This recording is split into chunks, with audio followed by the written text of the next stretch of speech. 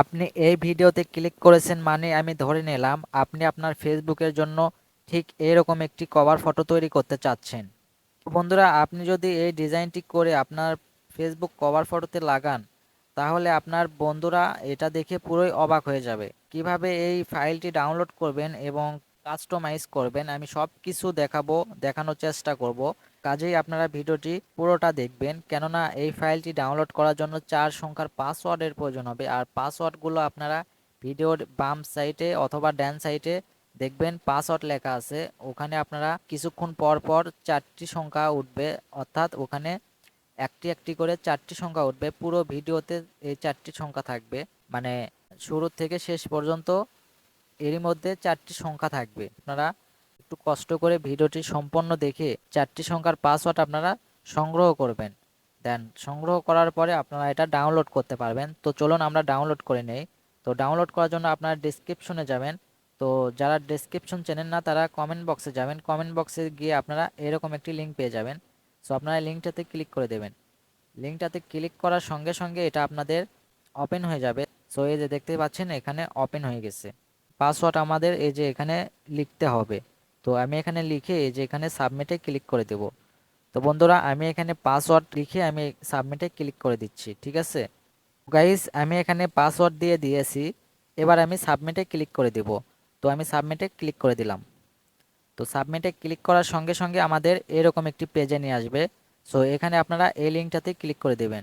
তো আমি লিঙ্কটাতে ক্লিক করে দিলাম। এবার আমাদের মাঝে এই ফাইলটি ওপেন হয়ে যাবে। দেন এখান থেকে আমরা ফাইলটি সিম্পলি ডাউনলোড করে নেব। তো ফাইলটি ডাউনলোড করার জন্য আমরা এই ফাইলের উপরে ক্লিক করে দেব। তো আমি ক্লিক করে দিলাম। এরপরে আমরা এখানে ডাউনলোড অপশনে ক্লিক করে দেব।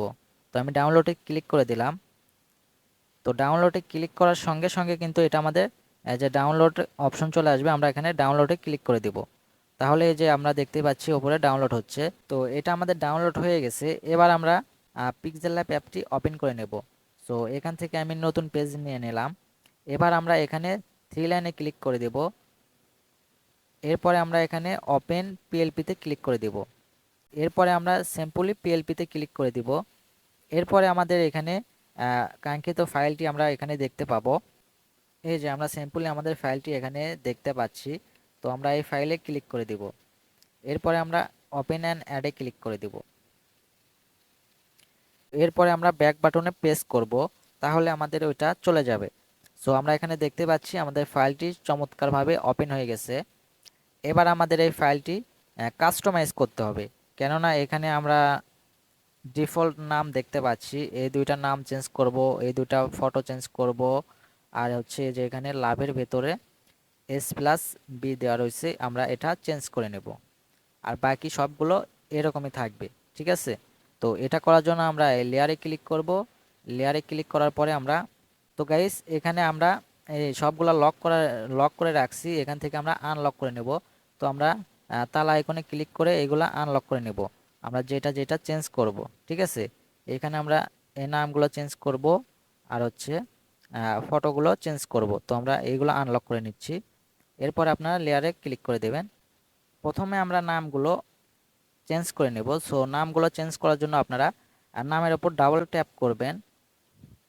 এরপরে আপনারা এখান থেকে নামগুলো ডিলিট করে দেবেন, ঠিক আছে। তো আপনারা যেটাই হোক আপনারা এখানে নামটা লিখে নেবেন, ঠিক আছে। এখানে লেখার পরে আপনারা পরের এই নামটা আপনারা চেঞ্জ করে নেবেন। আবার আপনারা এই নামের উপর ডাবল ট্যাপ করবেন। ডাবল ট্যাপ করে আপনারা এখান থেকে নামটা কেটে দেবেন, আপনাদের প্রিয় মানুষটার নাম লিখে দেবেন। দিয়ে আপনারা এখানে সিম্পলি ওকেতে ক্লিক করে দেবেন। সিম্পলি আপনারা প্রত্যেকটা লেখায় আপনারা এখান থেকে চেঞ্জ করে দিতে পারবেন। আর আমরা এবার ফটোগুলো চেঞ্জ করব। ফটোগুলো চেঞ্জ করার জন্য আমরা ফটোতে ক্লিক করলাম। ফটোতে ক্লিক করার পরে আমরা এই যে এখানে ডিলিট অপশন পেয়ে যাচ্ছি, আমরা ডিলিটে ক্লিক করে দেব। এই ফটোটাও ডিলিট করে দেব। সেম প্রসেসে আমরা ডিলিট করে দিলাম। এরপরে আমরা প্লাস আইকনে ক্লিক করব। প্লাস আইকনে ক্লিক করে আমরা ফ্রম গ্যালারিতে যাব। ফ্রম গ্যালারি থেকে আমরা আমাদের পছন্দের পিকটা আমরা সিলেক্ট করে নেব। এক্সাম্পল এই ফটোটা নিলাম। এরপরে আপনারা এখানে রাউন্ড অপশনে ক্লিক করে দেবেন। আমি রাউন্ডে ক্লিক করে দিলাম, তাহলে এটা গোল হবে। দেন এরপর আপনারা এখানে রাইট অপশনে ক্লিক করে দেবেন। সো এরপরে আপনারা এটা একটু ছোট করে নেবেন। আমি একটু ছোট করে নিচ্ছি। দেন এখানে আমাদের বসিয়ে দিতে হবে। তো আমি এখানে এইভাবে রাখলাম। আমরা পরের পিপিটা নিয়ে আসবো সেম প্রসেসে। তো আমি আবারও গ্যালারিতে গেলাম, গ্যালারি থেকে আমি পরের ফটোটা নিয়ে নিলাম। এরপরে আমি রাউন্ড অপশনে ক্লিক করব, দেন রাইট অপশনে ক্লিক করে দেব। সো এটাও আমরা ছোট করে দেব, সেম প্রসেসে ওইটার মতো ছোট করব। তো এটা একটু বেশি ছোট হয়ে গেছে, আমি একটু বড় করে নিচ্ছি।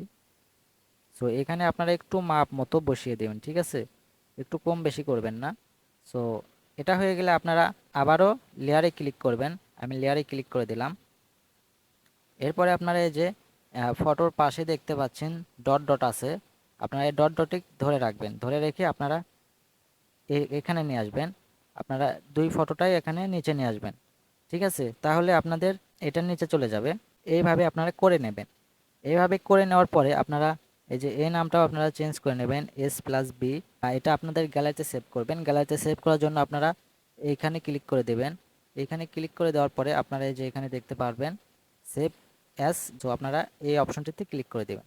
এখান থেকে আপনারা PNG করে নেবেন। এরপরে আপনারা কাস্টম থেকে আলটা করে নেবেন, দেন এরপরে আপনারা সেভ টু গ্যালারিতে ক্লিক করে দেবেন। তাহলে এটা কিন্তু আপনাদের গ্যালারিতে সেভ হয়ে যাবে।